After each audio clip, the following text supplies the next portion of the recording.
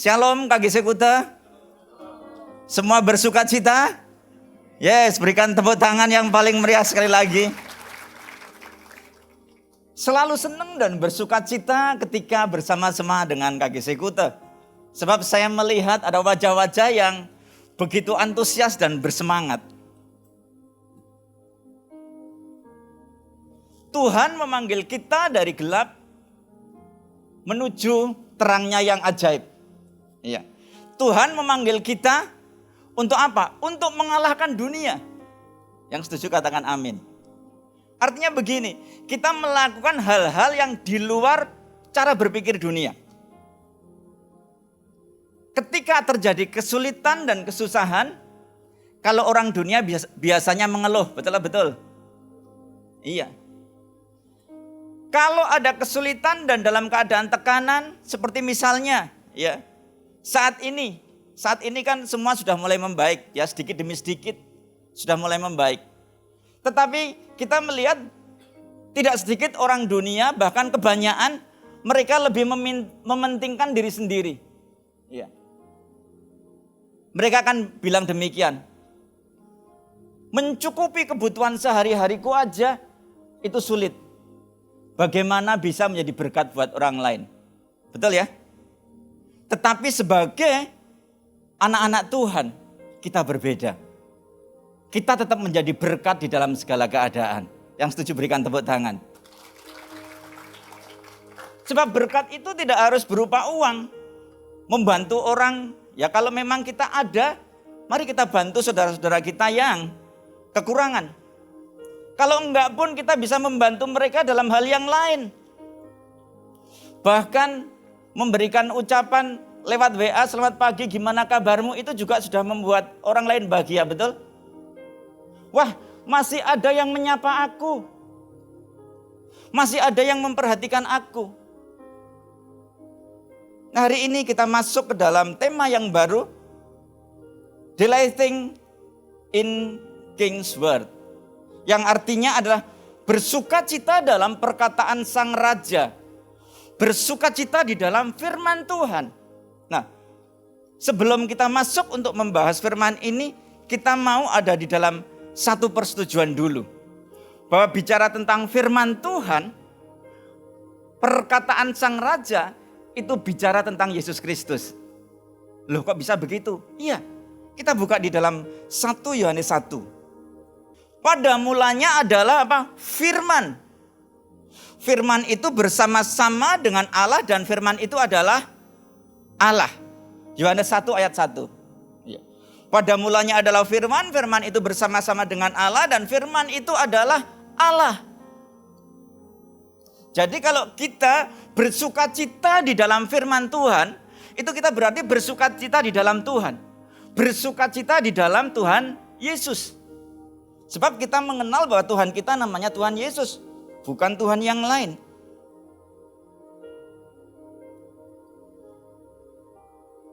Bersukacita di dalam Tuhan. Untuk kita bisa bersukacita di dalam Tuhan, tentu saja kita harus apa? Menjadikan Tuhan, menjadikan firman Tuhan adalah kesukaan dalam kehidupan kita.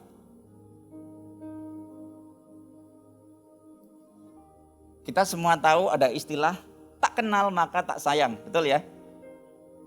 Mengapa saya bisa sayang sama yang namanya Christine dan sekarang jadi istri saya?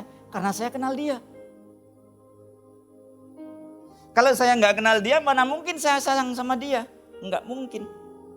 Demikian pula dengan firman Tuhan. Bagaimana kita bisa menjadikan firman Tuhan sebagai kesukaan dalam hidup kita? Kalau kita tidak mengenal firman Tuhan. Kalau kita nggak pernah mendengarkan firman Tuhan. Kalau kita nggak pernah membaca firman Tuhan. Halo, betul? Iya, nggak mungkin. Ya. Ada orang yang tidak suka membaca firman Tuhan. Tidak suka mendengarkan firman Tuhan. Mereka berkata demikian. Aku nggak suka baca firman Tuhan. Aku nggak suka mendengar firman Tuhan. Sebab firman Tuhan itu aneh. Isinya adalah aturan-aturan. Nggak boleh begini, nggak boleh begitu. Harus begini, harus begitu. Firman Tuhan adalah undang-undang, way of life, jalan hidup kerajaan surga. Iya. Firman Tuhan adalah roadmap, peta jalan menuju apa? Menuju tergenapinya rencana Tuhan dalam kehidupan kita. Yaitu apa? Mengalahkan dunia tadi. Nah, kita bisa menjadi pemenang mengalahkan dunia. Ya kalau kita membaca firman Tuhan. Sebab di dalam firman Tuhan itu ada petunjuk-petunjuknya untuk kita ke sana. Seperti Google Map lah gitu. Tapi Google Map itu bisa kesasar. Ya, saya beberapa kali kesasar karena mengikuti Google Map. Ya karena Google Map itu buatan manusia. Firman Tuhan ini adalah dari Tuhan. Yang dari Tuhan itu pasti tidak kesasar. Yang setuju berikan tepuk tangan yang paling meriah.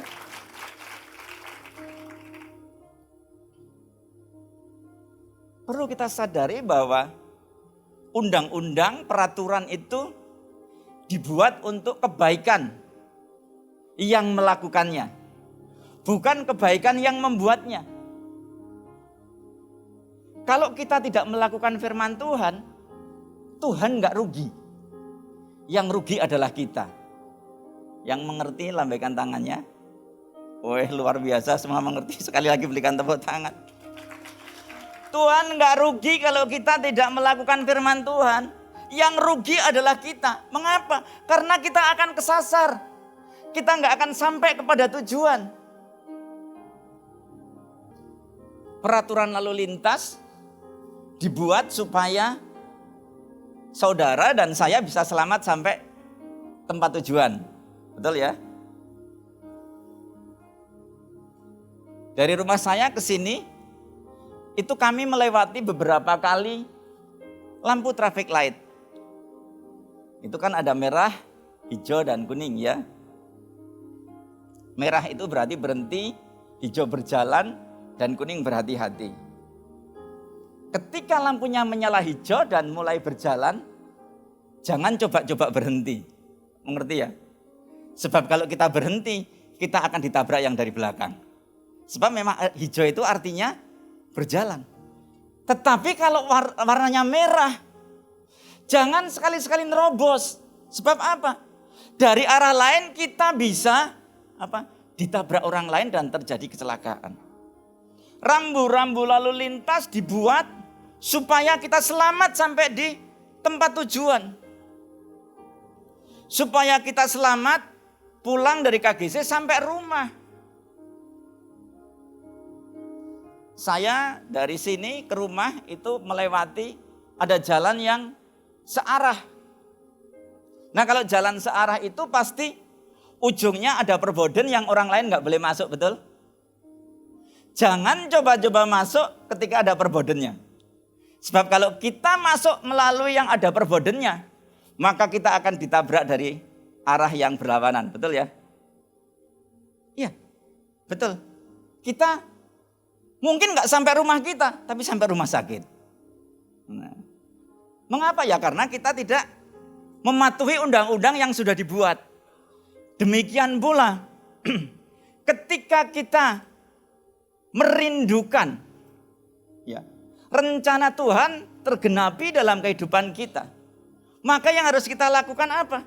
Ya mentaati firman Tuhan, menjadikan firman Tuhan sebagai kesukaan. Kita bersuka cita bukan lagi tergantung bos. Tahu apa itu bos? Bos itu barang, orang, dan apa? Situasi. Tidak tergantung dengan orang. Tidak tergantung bagaimana sikap orang kepada kita. Tergantung orang. Kalau kita diterima, kita suka cita. Kalau kita nggak diterima, kita nggak suka cita. Tergantung situasi. Kalau berkelimpahan, bisa jadi berkat buat orang lain. Tapi kalau kekurangan, merepotkan orang. Ya paling enggak kalau kita enggak bisa jadi berkat buat orang lain, enggak usah ngerepotin lah.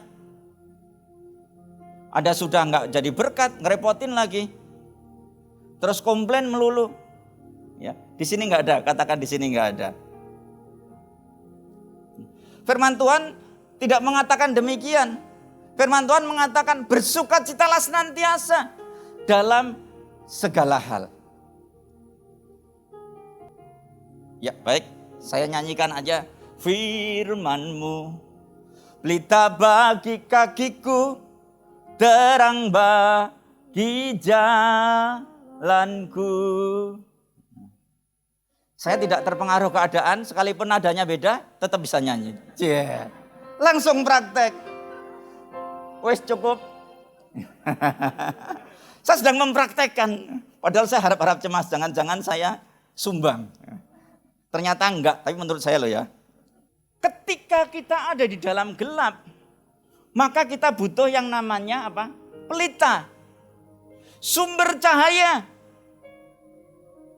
Apa sih definisi gelap? Gelap itu adalah ketiadaan terang. Ya, setuju ya? Jadi kalau remang-remang itu bukan gelap, hanya nggak jelas aja. Sebab apa?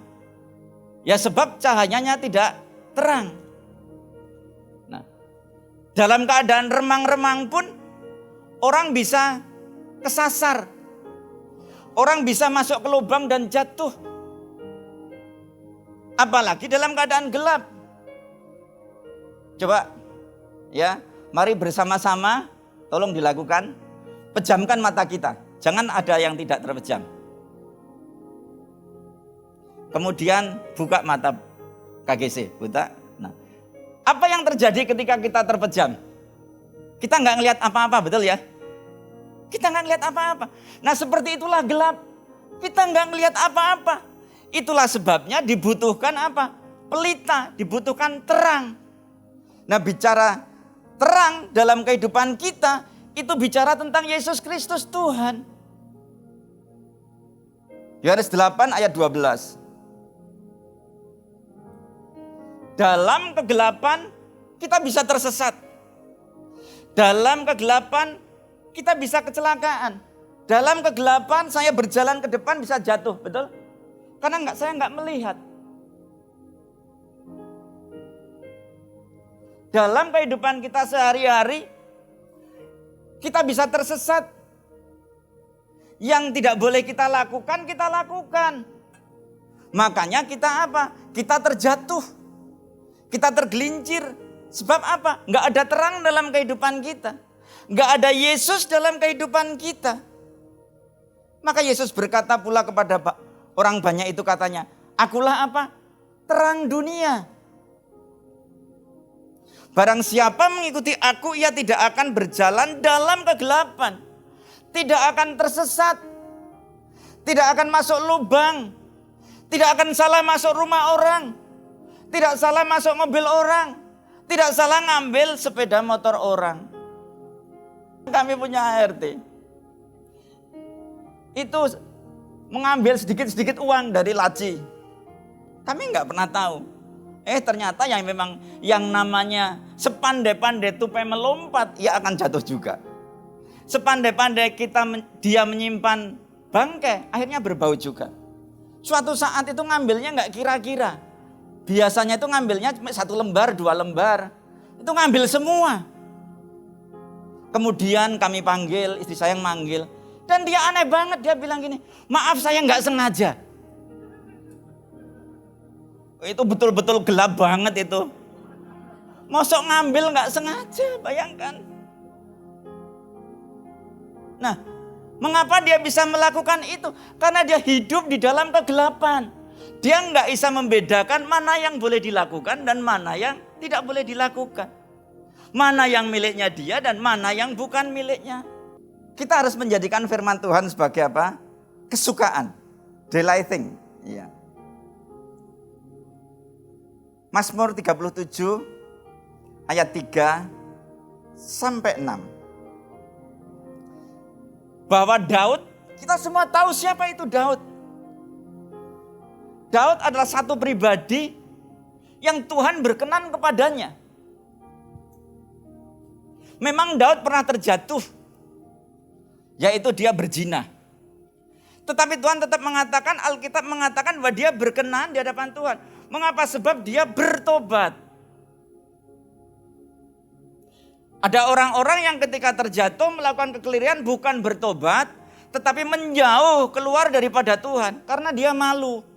Malu dengan orang-orang yang ada di sekitarnya. Malu dengan teman-temannya. Wah, kalau aku ke gereja aku malu. Nah, ini bicara tentang kerendahan hati. Nah, Daud ini rendah hati sekali. Dia mau mengakui bahwa dia keliru. Ketika dia berzina dengan Batsheba. Dan luar biasa, Tuhan mengampuni.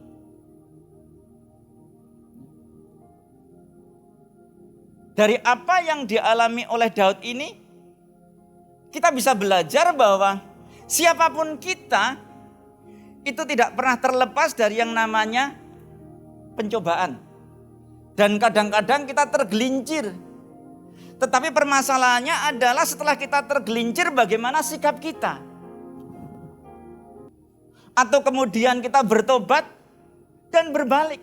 Nah, Daud ini bertobat dan berbalik. Tetapi memang dia tetap apa?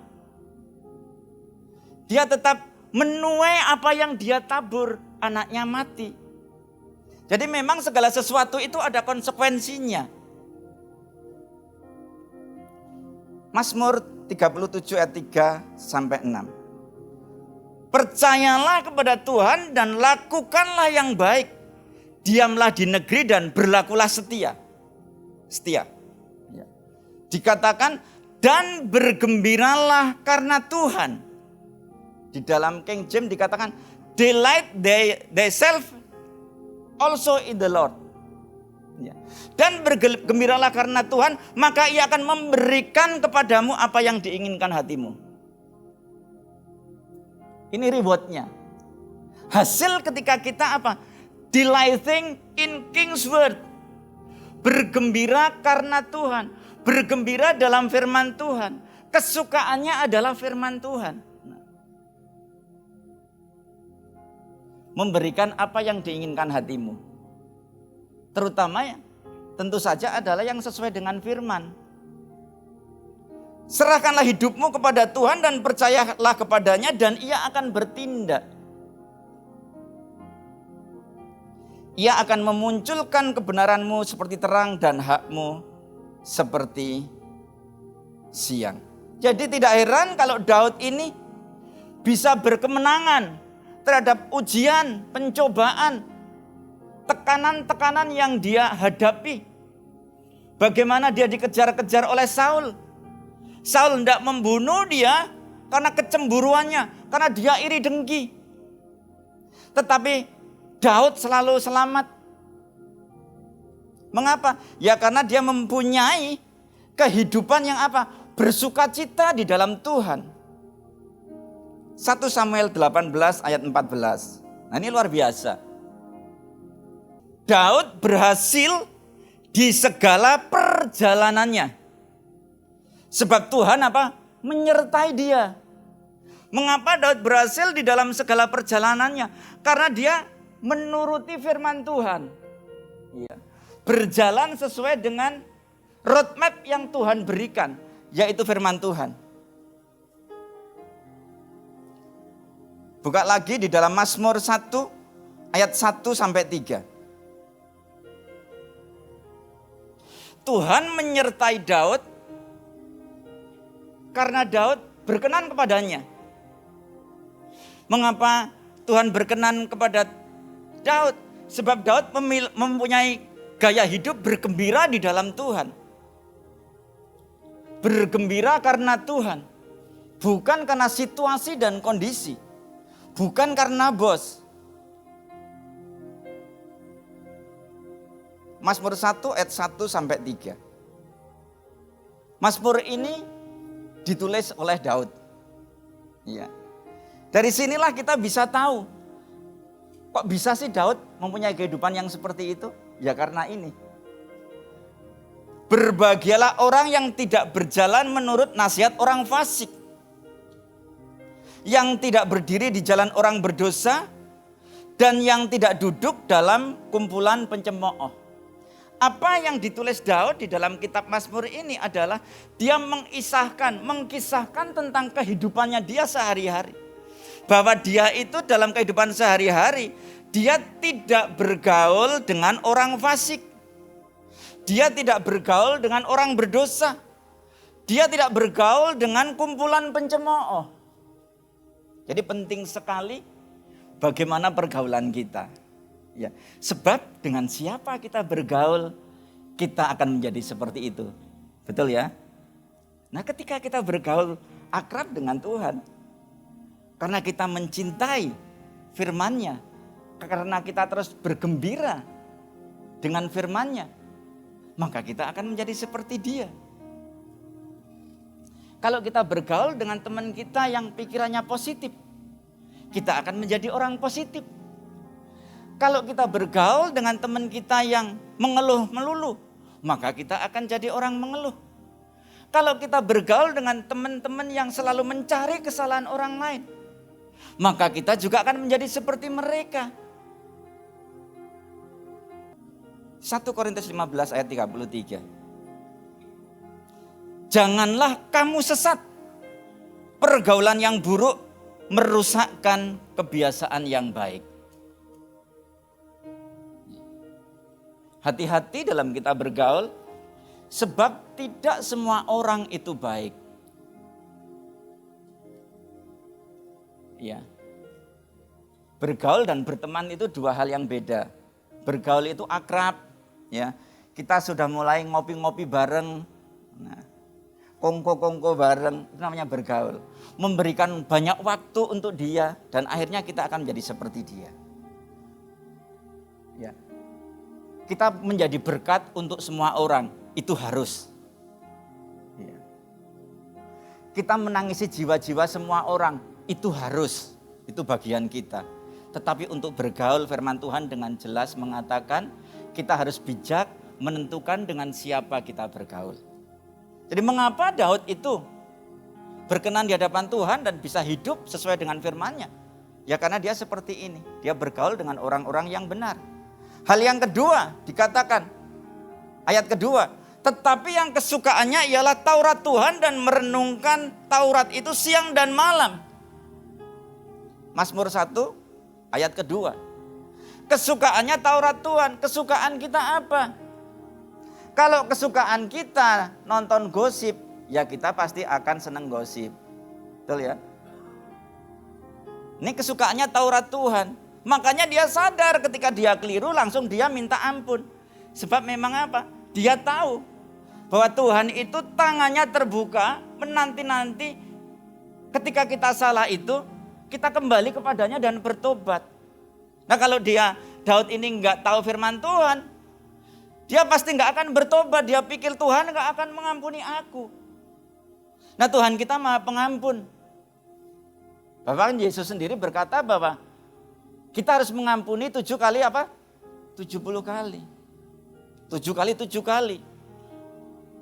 Artinya juga kalau kita keliru, ya kita minta ampun.